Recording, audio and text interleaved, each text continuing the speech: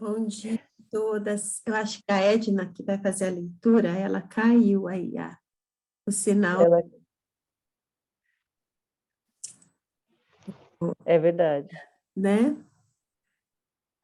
Bom dia, Bom dia, Cris. tudo bom? Tudo bem? Tá calor aí?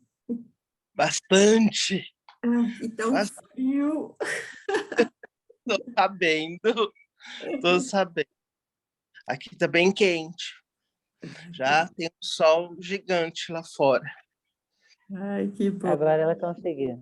Ah, ela tá entrando agora. Deixa o áudio dela voltar. Aí, a Edna pode ler. Jesus disse aos seus discípulos: sempre vão acontecer coisas que fazem com que as pessoas caem em pecado. Mas ai do culpado, seria melhor para essa pessoa que ela fosse jogada no mar com uma grande pedra de moinho amarrada no pescoço do que fazer com que desses pequeninos peque. Tenham cuidado. Se o seu irmão pecar, repreenda-o. Se ele se arrepender, perdoe. Se pecar contra você 7 vezes no dia, e cada vez vier e disser, me arrependo, então perdoe. Os apóstolos pediram ao Senhor, aumente nossa fé, e ele respondeu, se a fé que vocês têm fosse do tamanho de uma semente de mostarda, vocês poderiam dizer a essa figueira brava, arranque-se pelas raízes e vá se plantar no mar, e ela obedeceria.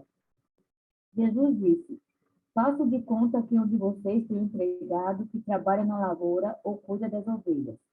Quando ele volta do campo, será que você vai dizer, vem depressa, sente-se à mesa? Claro que não. Pelo contrário, você dirá, prepare o jantar para mim, ponha um avental e me sirva enquanto eu como e bebo. Depois você pode comer e beber. Por acaso o empregado merece agradecimento porque obedeceu às suas ordens? Assim deve ser com vocês. Depois de fazerem tudo o que foi mandado, digam, somos empregados que não valem nada, porque fizemos somente o nosso dever. Jesus continuou viajando para Jerusalém e passou entre as regiões de Samaria e da Galileia. Quando estava entrando no povoado, 10 leprosos foram se encontrar com ele. Eles pararam de longe e gritaram, Jesus, mestre, tenha pena de nós. Jesus os viu e disse, vão e peçam aos sacerdotes que examinem vocês. Quando iam pelo caminho, eles foram curados. E quando um deles, que era samaritano, viu que estava curado, voltou louvando a Deus em voz alta. Ajoelhou-se aos seus pés e lhe agradeceu. Jesus disse, os homens que foram curados eram 10. Onde estão os outros? Porque somente esse estrangeiro voltou para louvar a Deus? E Jesus disse a ele, levante-se e vá. Você está curado porque teve fé. Alguns fariseus perguntaram a Jesus quando iam chegar ao reino de Deus. E ele respondeu, quando o reino de Deus chegar, não será uma coisa que se possa ver. Ninguém vai dizer, vejam, está aqui, ou está ali, porque o reino de Deus está dentro de vocês. Então ele disse aos discípulos, chegará o tempo em que vocês vão querer ver um dos dias em que o Filho do Homem já estiver chegado, mas não verão. Alguns vão dizer a vocês, olha aqui ou olha ali, porém não saia para procurá-lo. Porque assim como o relâmpago brilha de uma ponta do céu até a outra, assim será no dia em que o Filho do Homem vier. Mas primeiro ele precisa sofrer e ser rejeitado pelo povo de hoje. Como foi no tempo de Noé, assim também será nos dias de antes da vinda do Filho do Homem. Todos comiam e bebiam, e os homens e as mulheres casavam, até o dia em que Noé entrou na arca. Depois veio o dilúvio e matou todos. A mesma coisa aconteceu no tempo de Ló. Todos comiam e bebiam, compravam e vendiam, plantavam e construíam. No dia em que Ló saiu de Sodoma, choveu do céu fogo e enxofre e matou todos. Assim será o dia em que o Filho do Homem aparecer. Aí, quem estiver em cima de sua casa, no terraço, desça e fuja logo. e não perca tempo entrando na casa para pegar suas coisas. E quem estiver no campo, não volte para casa. Lembre-se da mulher de Ló. A pessoa que procura os seus próprios interesses nunca terá a vida verdadeira, mas quem esquece a si mesmo terá a vida verdadeira. Naquela noite, 2 pessoas estarão dormindo numa mesma cama. Eu afirmo a vocês que uma será levada e a outra deixada. 2 mulheres estarão moendo trigo juntas. Uma será levada e a outra deixada. Naquele dia, 2 homens estarão trabalhando na fazenda. Um será levado e o outro deixado. Então os discípulos perguntaram: Senhor, onde vai ser isso? Ele respondeu: onde estiver o corpo de um morto, aí se ajuntarão os urubus.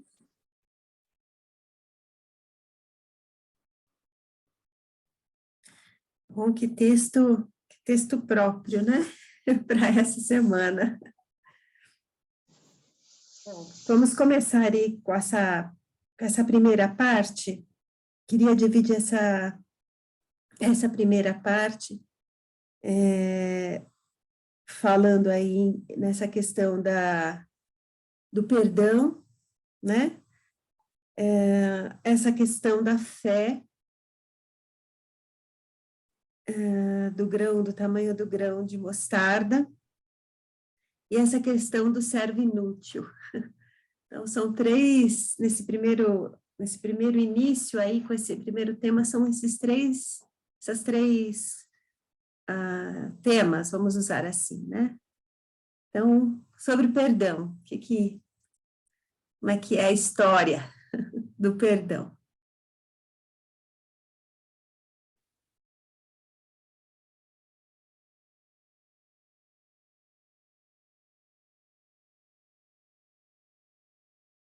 Ele coloca aí a questão da falta de limite de perdoar, né? Então, durante um dia, é impossível uma pessoa ficar 7 vezes pedindo perdão para você durante o dia, né? Mas Jesus colocou uma coisa assim, que você é inimaginável. Mas mesmo que isso aconteça, essa coisa, e a pessoa 7 vezes está pecando contra você, e ir lá te pedir perdão, todas as vezes a importância de você perdoar, né? É difícil, né? Mas, pelo que ele falou, é uma coisa necessária. Eu acho interessante também, Edna, que a falta de perdão faz cair um pequenino, né? Condena um pequenino. Nós somos esses pequeninos condenados pela falta de perdão, né? E Jesus está dizendo aí que se alguém levar um desses pequeninos à queda, então melhor seria amarrar uma pedra no pescoço, né? E se jogar no mar. Quantas vezes nós, porque a gente se concentra na gente mesmo, né? A pessoa que não perdoa, ela não está concentrada no bem-estar da coletividade, no reino de Deus, né? A pessoa que não perdoa, ela está centrada nela mesma, na justiça dela mesma, né? Na autopiedade dela mesma. E o que eu acho interessante desse texto é que aí vem a história do servo inútil, né? O perdão, ele é uma ordem. E se você fala, eu perdoei porque Jesus mandou, e Jesus está dizendo, então, você é servo inútil, que só fez o que eu mando, né? Quer dizer, essa relação do homem com o perdão é uma relação muito difícil quando eu não, é muito complicada quando eu não estou centrada no reino de Deus, mas quando eu estou centrada em mim, né? O foco não é o reino, o foco sou eu. Aí eu falo, mas peraí, fulano fez isso contra mim, né? Não, foram muito tempo, muitas vezes foi contra mim, né? E aí eu não consigo perdoar. Só que o perdão não é um desejo, o perdão não é um sentimento, o perdão não é algo que eu possa escolher. O perdão é uma ordem. Você deve fazer. E quando você recebe uma ordem e você obedece, você não está fazendo mais nada do que a sua obrigação. Você está sendo servo inútil. Só fez o que manda, né? E a ordem de Jesus não é questionável. A gente pode questionar uma ordem do nosso chefe, ou do nosso, né? Não sei se, do nosso chefe humano, não sei se fosse uma coisa contrária a princípios, mas daí você tem que sair fora, né? Mas de um rei, por exemplo, você não questiona, de um juiz. De um juiz você não questiona, até os advogados dizem isso, né? A ordem judicial a gente não questiona, a gente cumpre, o máximo que a gente pode fazer é recorrer para uma instância superior. Mas o perdão vem da última instância, vem do STF do céu, ou seja, vem direto do trono de Deus. Tem que perdoar, ponto, né? Agora, algumas outras pessoas podem dizer assim, mas é preciso ter muita fé em Deus para me livrar de todo o mal que essa pessoa me fez, né? E Jesus fala, não precisa ter muita, não. É um grãozinho de mostarda. Fé é uma coisa que é assim, não é quantidade, né? Fé não é quantidade. Fé é, ou eu tenho ou eu não tenho. Não é, a gente tem uma ideia, os apóstolos falam aí, faça crescer a nossa fé. E Jesus fala, não precisa crescer. Sabe o que cresce? É as obras da fé. A fé é um ato só. É sim ou não? A fé não é medida, não é nada disso. Ou eu creio que Deus é Deus, ou eu não creio. E se eu creio e ajo conforme aquilo que eu creio, os frutos da fé, sim, eles crescem. Mas a fé continua a mesma. Você vê aquele homem que pede para Jesus curar lá, se o senhor pode fazer alguma coisa pelo meu filho, né? Aí Jesus fala, se eu posso, tudo é possível o que crê. Ele fala, me ajuda na minha falta de fé. E Jesus fala, pronto, acabou de ter fé. Então vai que tá curada. A gente tem uma ideia da fé como um exercício, né? Como uma... Não, a fé é uma coisa tênue, é um grãozinho de mostarda. É aquilo que pinga no nosso coração e a gente acredita e sabe que vai ser daquele jeito, né? Sabe que Deus vai fazer do jeito que ele falou, sabe que não são os ventos do mundo que vai determinar, mas é o Senhor. E essa pequena gota que pinga no nosso coração, ela produz fruto. Esses frutos, sim, podem crescer, né? E aí se formar como na árvore, né, da mostarda, que virá uma grande árvore. O fruto, sim. Mas o início, o ponto da fé é esse, né? Mais alguma coisa desse texto aí? Que vocês durante a leitura? Quando eu estava lendo, né, esse texto, eu lembrei de você. Eu falei assim, eu tenho certeza que ela vai falar sobre isso. Porque você sempre fala sobre essa questão, né? Da fé. Eu falei, a minha mãe, eu vou contar para vocês, quando a gente fazia tudo que ela mandava, é igualzinho com Deus, né, gente? Quando a gente fazia tudo que ela mandava, e a gente vinha, assim, querendo ser valorizado, mãe, eu já fiz isso, já fiz isso. Ela falava esse texto para a gente, serve inútil, fez o que manda, né? Então, quer dizer, eu falava assim, Edna, porque eu ouvi. Né? Eu sempre quis fazer mais do que me mandava, para eu não ser um servo inútil, sabe? quando eu estava lendo, eu lembrei de você. Eu tenho certeza que ela vai falar sobre isso, porque na nossa convivência você sempre falou, eu falei assim, ela vai falar sobre isso. A gente não vai diante de Deus querendo colocar, né, as nossas boas obras, a gente não vai querendo colocar as injustiças, a gente não vai diante de Deus para, né? É o que eu falo, Jesus não tinha o menor marketing, gente. A gente chega diante dos homens e de Deus assim, né? Não, olha, isso, eu aquilo, eu, né? Fala, Angélica. Não, eu estou achando interessante a mensagem, na Bíblia Mensagem, ele fala exatamente desse jeito, ele fala assim, mas o Senhor disse, vocês não precisam de mais fé, não há mais ou menos fé, não há. Se vocês tiverem a fé como um grão de mostarda, poderão dizer, então, a fé não tem quantidade, É isso que você acabou de falar, eu achei super legal. E depois, na tradução dos servos inúteis, eles falam, missão cumprida, o que nos mandaram fazer, nós fizemos. Quer dizer, você não fez nada mais que obrigação, que é o que as mães falavam quando mandavam a gente lavar a louça e a gente queria um agradecimento, né? Agradecimento do quê? Você não fez nada mais que obrigação, né? Mas isso é muito interessante a gente pensar por isso, porque exatamente as pessoas querem medir a fé. Então, a fé não se mede, o que você acabou de falar. O que se mede é o resultado dela, né? É a frutificação dela. Estou com isso agora aqui na cabeça. E se mede o fruto não para concorrência, glória, não é nada disso.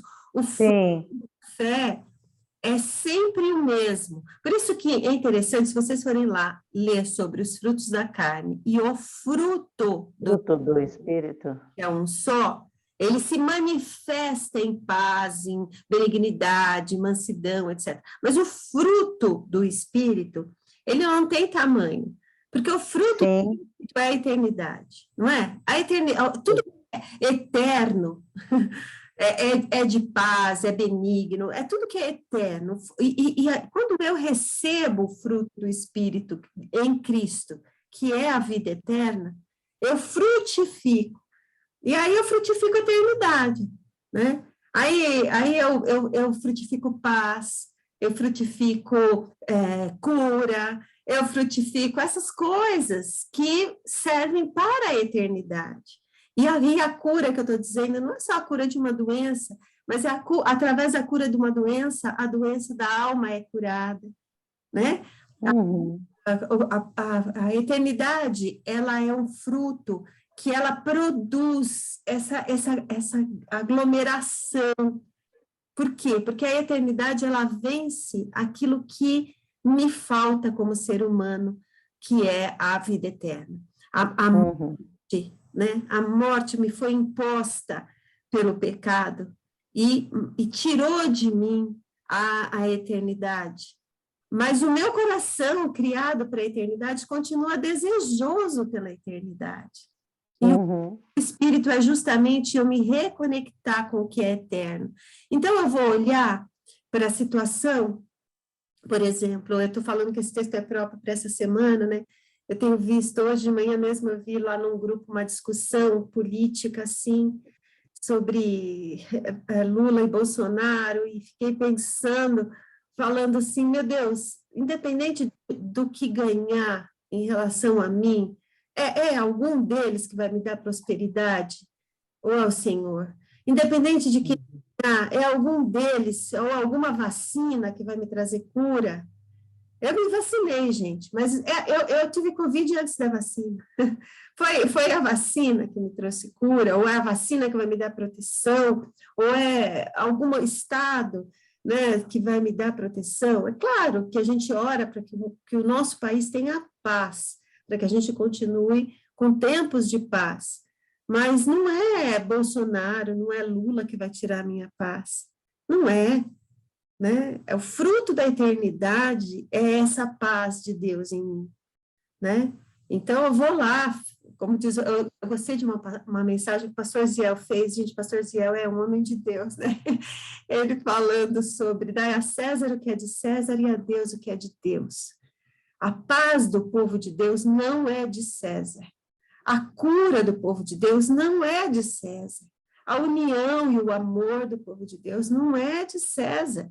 E graças a Deus nunca vai ser de César, né? A nossa paz, a nossa cura, a nossa prosperidade, a nossa redenção, a gente sabe de onde vem. E isso é fé. Isso é fé, saber de onde vem, né? Então, se isso eu faço para esse reino, serve inútil, se eu só faço o que manda, né? O Senhor mandou com que eu socorresse os pobres. Não faço por causa da política, da minha condição de coração, de ficar livre do peso do meu coração. Eu faço porque é ordem do Senhor e porque eu amo ao Senhor. E porque amando a Deus, eu amo meu irmão. Então, eu socorro meu irmão nas necessidades. Eu acolho o corpo de Cristo. É isso, né? Isso não precisa de uma fé muito grande, gente. Não precisa, é só acreditar. Vocês acreditam que Deus é Deus em sua plenitude? Vocês acreditam que ele enviou o seu filho? Vocês acreditam que, porque Jesus veio, eu tinha um preço do pecado que eu não conseguia pagar, eu tinha um preço imperdoável, e não adianta dizer, mas eu não mato, não roubo, não bebo, não me prostituo, não é isso que é o pecado. O pecado é eu achar que eu posso sobreviver por mim mesma, e eu achando que eu posso sobreviver por mim mesma, eu me bato diante da morte, isso é o pecado. É a minha mortalidade, né? Eu ter diante da morte. E não tinha preço para pagar, eu não tinha salário para pagar, não existia fé para pagar isso, não existia. Teve que vir Jesus. Se eu creio nisso, Jesus veio. Se eu creio que Jesus morreu e que ele ressuscitou, é isso. Eu creio nisso, criar, então as outras coisas vão sendo acrescentadas, conforme a necessidade do dia. É o meu coração que às vezes é duro e ele muda, e às vezes do meu coração amolecido, ele encontra a terra fértil para produzir, né? Eu estou pregando hoje, Deus me livre, vamos lá, vamos. Ai, Jesus. Edith, falando ainda sobre perdão, às vezes a gente até fica assim, né? Quem tem que perdoar é Deus, né? Eu não fiz nada, quem fez para mim que sofra as consequências, né? Mas a gente não pensa que a falta de perdão traz muita doença, né? Doença emocional que se torna física. E eu acho que por isso que tem tanta gente doente emocionalmente, porque não entendeu essa questão que perdoar é um mandamento do Senhor, é uma ordem, é uma escolha. Eu recebi o mandamento do Senhor e eu escolho perdoar, né? Então, eu já tive assim, experiências incríveis nessa área. E eu posso falar assim, que a gente precisa escolher perdoar o tempo todo e seguir esse mandamento do Senhor. Como você disse, não é sentimento, eu não acordo, ai, que vontade de perdoar aquela pessoa que me feriu. Né? A gente não tem isso, de jeito nenhum, mas a gente decide para ficar não só bem com Deus, mas bem conosco mesmo, saudável, né? Porque, do contrário, a gente vai ficar doente e vai sofrer muito. São os verdugos, né? Que vêm na nossa carne física e a gente sofre demais com isso. Sim, pastor. Eu achei interessante que toda vez quando a gente não perdoa e a gente volta naquele tema, a gente sofre tudo aquilo, toda a humilhação e às vezes pior do que você passou no momento que você foi ofendido. Você não abandona, não perdoa, né? Você volta e aquilo é como se você vivesse aquele dia todos os dias, né? E o que Jesus está dizendo aqui é que nesse reino, a pessoa fala assim, olha, fiz errado, você fala, beleza, vamos em frente, porque também tem hora que eu faço, a hora é você, e nós vamos seguindo em frente. Mas aquele pecado, Edith, não tem perdão. Poxa vida, então Jesus não morreu por aquele pecado? Quer dizer, né, se Jesus, que é Jesus, morreu, se foi um ladrão na cruz, né, no último suspiro de vida daquele ladrão, falou, eu quero, e Jesus falou, tudo bem. Não foi uma vida, né, beleza, pura. Não, mas errou uma vez, errou duas, na terceira, Jesus está falando aqui, como disse bem a Edna, 7 num dia. Né? Então, o perdão, ele traz cura para quem perdoa. Liberdade para quem perdoa. Liberdade, se livra da escravidão, né, que vivia, né? E é muito interessante. E os 10 leprosos aí? O que que essa lição nos ensina? Ô, Edith, Oi, tá me ouvindo? tô, Dilsa. Ah, ok. É que, assim, eu entendo a pergunta dos discípulos, o pedido dos discípulos, porque, apesar do perdão ter todo esse conteúdo aí que você colocou, de ser um veneno, né, para mim, quando eu não me perdoo, ele é um exercício, é mesmo uma escolha que é como uma academia, né? Que eu preciso ir lá fazer porque eu preciso, porque é uma necessidade, porque me dói os músculos, mas eu tenho que fazer. E, e quando os discípulos falam, então aumenta a minha fé para que eu consiga fazer isso, né? Eu entendi toda a explicação que você colocou e acho ela extremamente coerente, mas eu consigo me ver no lugar dos discípulos pedindo ajuda para que isso aconteça, pedindo para que essa coisa sobrenatural, né, venha sobre esse meu ritmo carnal, porque o perdão acho que é um dos exercícios, um dos mandamentos, né, e a gente tem uma amiga aí que ela fala que não é uma orientação, é uma ordenança de Jesus, porque ele sabia que se fosse para a gente escolher, a gente não escolheria esse caminho, porque é um dos exercícios mais difíceis aí, né? Então, eu entendo que entender o perdão da forma, né, certa é realmente o caminho da santificação, porque no meu interior, na minha constituição carnal aí é um exercício difícil, por isso que eu entendo o pedido dos discípulos. Eu preciso de ajuda para seguir nesse caminho, para fazer essa opção diariamente, para seguir, porque eu creio que Jesus é o Salvador e que ele me capacita para isso, né? Porque eu, na minha força, sozinha, não consigo. Então, aumenta em mim esse desejo, aumenta em mim o que eles chamam de fé, né? Para que isso aconteça. Eu entendo o que você está falando, mas que eu entendo e sou do mesmo tipo e modelo. Mas eu entendi o que Jesus está dizendo aqui. Jesus está falando aonde está o seu olhar. Essa é a pergunta de Jesus. Quando você fala em fé, a direção do seu olhar. Aonde está o seu olhar? Se o seu olhar estiver em você, você fala, eu fui humilhada, eu fui desobedecida, eu fui, bom, enfim, o que aconteceu. Se seu olhar estiver no outro, você vai falar, ah, não merece, ah, isso ou aquilo. O que Jesus está dizendo é, se você quer aumentar a sua fé para crescer, você tem que olhar para mim.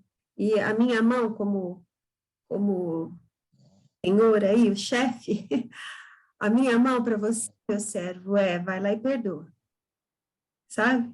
Essa é a pequenez da fé, vamos dizer. É para onde eu vou decidir olhar.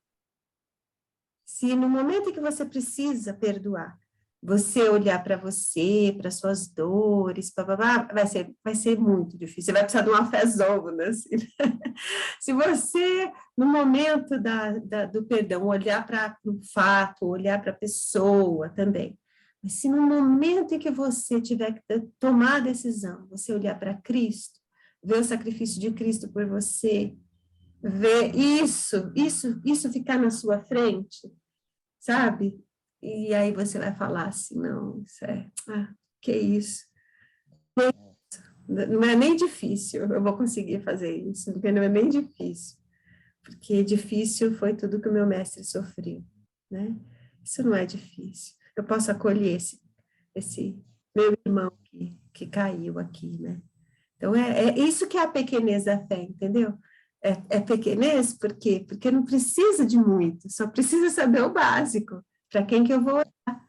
Isso não serve só para o perdão, serve para tudo na nossa vida. Tomar uma decisão, Para quem que eu vou olhar? Para circunstâncias, eu vou olhar para minha força, para mim, se é uma decisão financeira, para minha conta bancária, se é uma decisão emocional, para o meu equilíbrio emocional, para que eu vou olhar? Se eu decidir, com essa fezinha pequenininha, olhar só para Cristo, pronto. Né? Eu e a Cícera e a Heloísa, nós temos estudado muito, e uma das coisas que reiteradamente, eu estudado o Novo Testamento, né? E uma das coisas que reiteradamente Jesus tem falado para a gente, a Cícera fala quase que sempre que a gente se encontra, é: Jesus, que os nossos olhos fiquem focados em Ti. Eu te desvio dos meus medos, das minhas dificuldades, e eu foco em Ti, né? É isso. Bom, vamos para a cura dos 10 leprosos?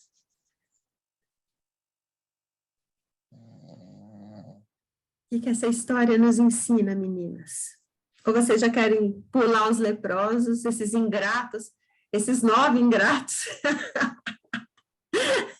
Tá vendo? Ó, de 10, gente, um voltou. 9 ingratos. Quem é que foi curado, hein? Eu estava vendo uma outra interpretação, né? E esse daí que voltou, além de ser samaritano, né? Ele foi curado, além de ser curado, ele fala assim: a tua fé te salvou, né? Então, além de ser curado, ele teve, né, a sua salvação dada, né? E os outros só receberam a cura e foram embora, ficaram satisfeitos com ele. Me parece que o samaritano, ele recebeu a cura, mas ele sabia de onde via e queria mais, né? Buscar mais, agradecer por aquilo, porque sabia que da onde veio a cura, poderia sair muito mais. Eu interpretei dessa forma. Excelente, isso aí, né? Isso aí. A minha pergunta um pouquinho antes é: quem é que de fato foi curado? Como é que tem uma frase popular que fala que dor de barriga não dá uma vez só, não é assim? É isso? Ou eu estou falando errado? Tem uma frase que fala isso, né? Quando você faz uma coisa e depois você não é grato e depois você precisa de novo. Tem uma frase popular que diz mais ou menos assim, né? Esses homens foram curados da lepra, os 10 foram curados da lepra, né? Mas o samaritano que voltou, né? Como disse a Edna, foi curado para a vida eterna. É isso. Hoje é dia da minha confissão. Eu confesso que quando eu li, eu falei: nossa, eu acho que eu estou entre os 9, porque eu entendi assim que Jesus, ele cura, ele oferece as bênçãos para todo mundo, né? Todo mundo, né? Deus faz nascer o sol para o justo e para o injusto, né? Então, todo mundo recebe essas bênçãos, né? E 9 foram lá, ficaram curados, foram viver, e eu fiquei me pegando assim, falei: nossa, já recebi tanta coisa, já fui tão abençoada, já fui tão curada, né? Fui milagrosamente curada, e eu ainda paro nas minhas orações para pedir. Das minhas orações diárias tem uma petição, né? Como não bastou, né? Já não teve bastante, já não dá para louvar, só louvar e deixar Deus agir, né? Tem que continuar pedindo, achando que eu tenho o controle, né? Já não aprendi ainda, né? Então, eu confesso que quando eu li, eu falei: nossa, eu estou entre os 9. Mas sabe, Dilsa, a gente pedir faz parte da nossa oração, sabe? Faz parte a gente pedir, né? O detalhe foi o que você falou, né? Que eu achei tão bonitinho. É eu louvar, né? A Deus por aquilo que Ele vai fazer, né? Mas pedir, tem o livro do C.S. Lewis que fala sobre o amor, e ele fala que nós somos carentes, eternamente carentes, né? Até a volta de Cristo, até esse dia em que eu serei tomada, e eu serei tomada e alguém vai ficar aí, hein? Vocês escolhem quem vai ficar, porque eu vou ser tomada. Até essa hora que eu vou ser tomada e vou ser levada, é a minha carência, né? E eu posso pedir, posso continuar pedindo, posso.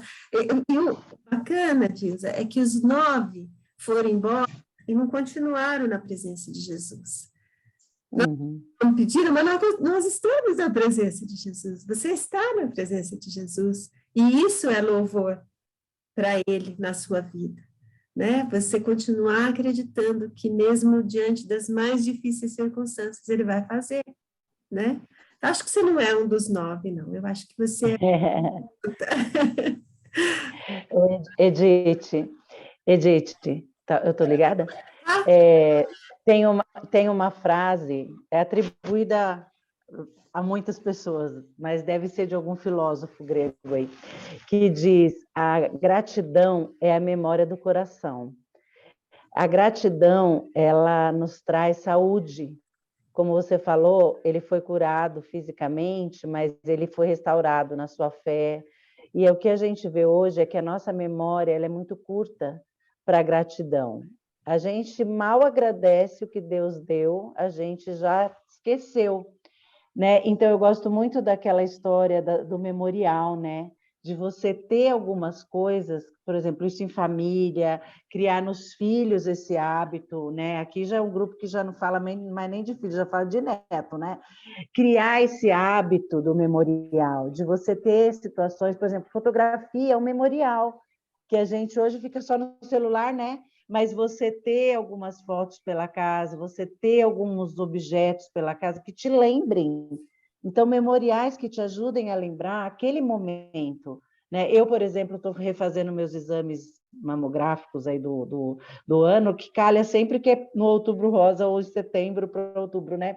E ontem eu estava me lembrando que há 5 anos atrás, mais ou menos, eu estava tentando... Eu, nos meus exames de mamografia, na ultrassom, deu BIHARDS 4.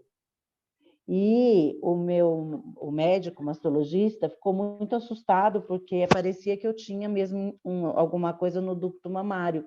E aí me encaminhou, tal, porque eu faço todo ano. E nós começamos a orar. E eu fui numa médica de ultrassom, que ela é especialista, e para fazer a punção. Tudo pronto lá para fazer a pulsão. Eu já tinha feito aquele outro que você vira para baixo, põe os peitos dentro do... a ressonância, gente, é terrível fazer ressonância mamária, você fica virada para baixo, né? Eu já tinha feito a ressonância, eu já tinha feito ultrassom, eu já tinha feito tudo, a ressonância com ela, observando. Na hora dela fazer a mamografia para fazer a punção, ela não encontrou nada. Ela me revirou naquele dia. E eu lá deitada com as agulhas pronta para fazer a punção, ela falava para mim, mas não tem nada aqui. E eu ficava, glória a Deus, glória a Deus. Eu comecei a chorar na maca e comecei a falar para ela, é Deus, né? E eu faço agora os meus exames todo ano com ela, lá no Itaim, no Delboni. E todo ano ela fala a mesma coisa, olha menina, tá nada aqui, BIHARDS 1. Então, agora que eu vou hoje levar no meu ginecologista, Deus me fez lembrar isso ontem, que eu tenho que ter esse memorial. E eu tenho que crer que eu fui curada, porque o exame estava lá. Então, a nossa memória é muito curta e a gente esquece de dar essa graça. Então, eu acho que a gratidão, ela tem que ser a memória, e nós temos que ensinar isso, a começar dentro da nossa casa, com os nossos filhos, com os nossos netos, com os nossos discípulos, por onde nós passarmos, nós temos que ter um coração mais grato. Porque o coração grato, ele é saudável, ele nos deixa mais felizes, mais saudáveis, né? Até mais bonitas, né? Então, eu gosto demais de pensar nisso. Amém. Isso é muito importante, assim, isso é um combo, né? Perdão e gratidão é um combo, porque, na verdade, o perdão é uma expressão da minha gratidão pelo sacrifício de Cristo por mim, né? É um combo. Perdão e gratidão seguem sempre juntos. Sabendo do que Cristo fez por mim, eu posso perdoar, porque, né? É muito mais aqui, é igual a história da dívida lá, né? Um deve milhões, o outro deve só 100, o meu irmão contra mim é só 100, e o que eu devia com Cristo é milhões, então, se ele me perdoa os milhões, eu vou perdoar os 100 aqui, né? Bom, e por fim, o reino de Deus, isso é uma coisa bem interessante, nós estamos quase acabando o tempo, mas uma coisa interessante é que o reino de Deus veio em Cristo, isso é uma coisa interessante. E o reino de Deus não é algo institucionalizado. Olha, está aqui o reino de Deus. Ele não é, ele está entre nós. E todas as vezes que nós fazemos aquilo que é do céu, o reino de Deus se manifesta na terra. Por isso que fala, venha o teu reino, seja feita a tua vontade aqui na terra como no céu.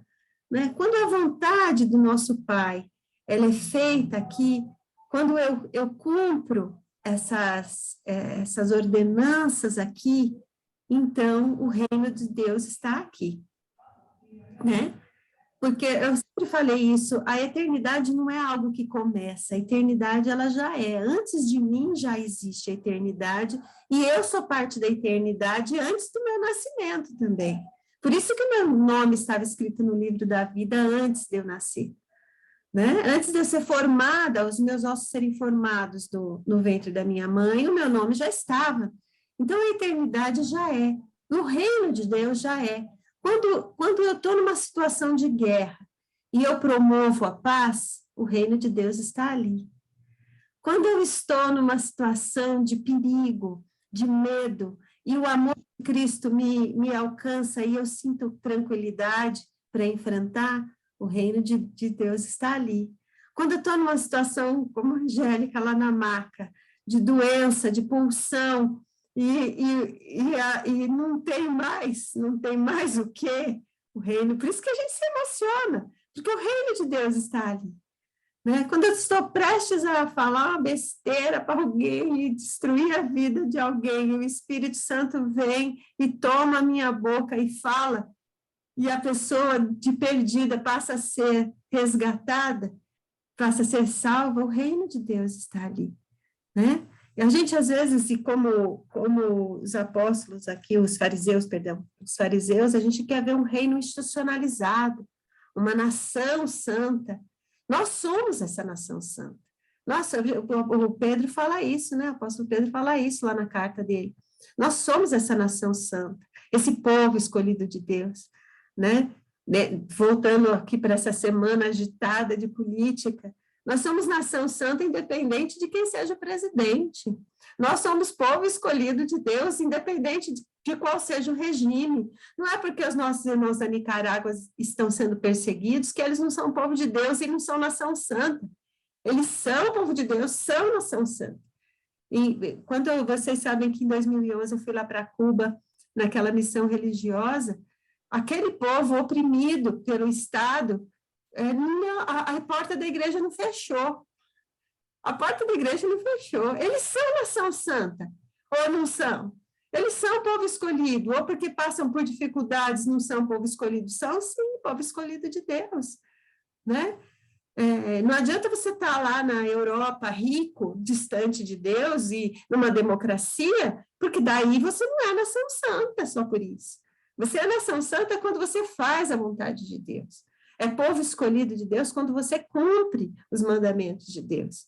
Né? Não tem a ver com eu tenho visto dos dois lados, eu tenho amigos dos dois lados políticos, gente, e eu nem manifesto a minha opinião, a não ser quando eu sou muito inquirida, né? Mas eu procuro. Eu fico pensando, gente, será que é o Bolsonaro que vai afundar esse país e vai virar uma ditadura? Né? Ou será que é o Lula que vai, ou é a corrupção, né, que vai... Não vai, gente. Pode afundar a nação brasileira, o país, aí é uma pena, né? Que a gente tem que orar para que a gente tenha paz. Mas o povo de Deus continuará sendo nação santa quando cumprir a vontade de Deus. Quando o povo de Deus faz aquilo que deve fazer, nós temos o reino dos céus aqui na terra, né? E vai ter um dia, e a gente faz o que a gente faz só na esperança do Maranata. A gente faz o que a gente faz olhando para esse dia do Maranata. Ora, vem, Senhor Jesus. É por isso que a gente faz. É na fé de que eu vou ser tomada, vou ser levada.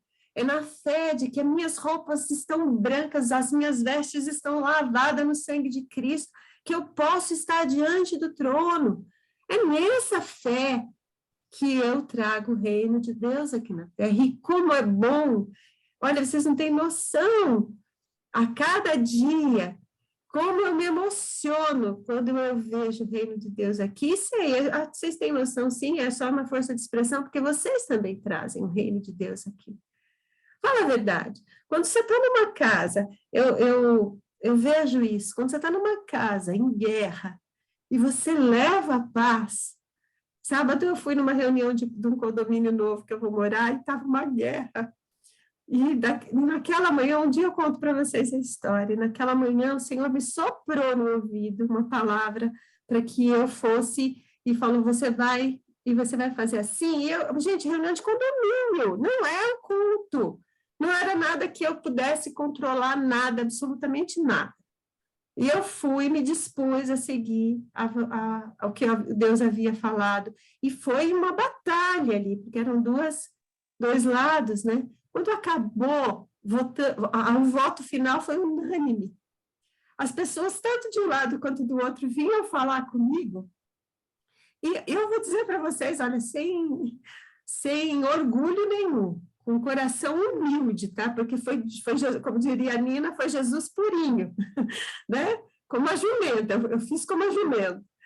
Eu vou dizer para vocês que eu me senti bem-aventurada, porque eu vi que a pacificação daquele lugar trouxe o reino de Deus ali.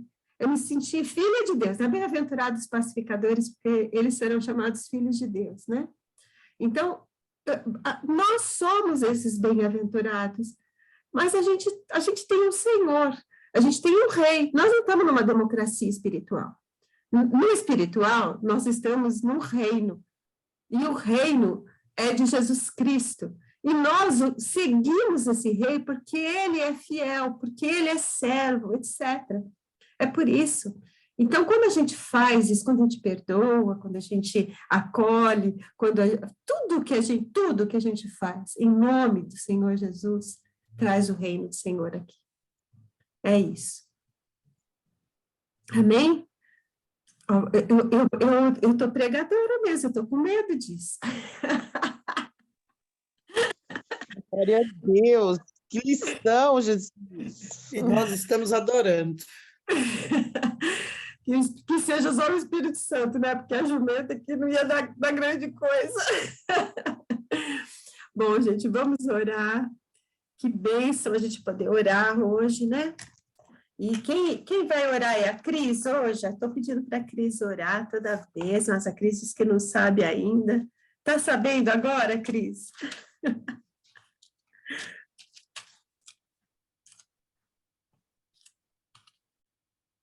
Liga o microfone, Cris, para a gente ouvir. Vou tentar aqui, minha primeira questão Amém. Público. Eu acho que, Senhor Jesus, Deus, nosso Pai, obrigada por mais um encontro, obrigada por estarmos juntas, ouvindo sua palavra, interpretando, entendendo, compreendendo, aceitando e podendo estender com braços bem longos para os nossos próximos, né? Para as pessoas próximas e para ajudarmos na paz desse mundo, começando com a paz à nossa volta, com muito amor, muita compreensão. Obrigada por começa, obrigada pela semana que começou, E obrigada por esses dias que ainda temos por vir nessa semana, com muita paz, com o Senhor em nossos corações, em nossas orações, e por estarmos juntas hoje e sempre. Amém. Amém. Pronto, Amém. passou no teste.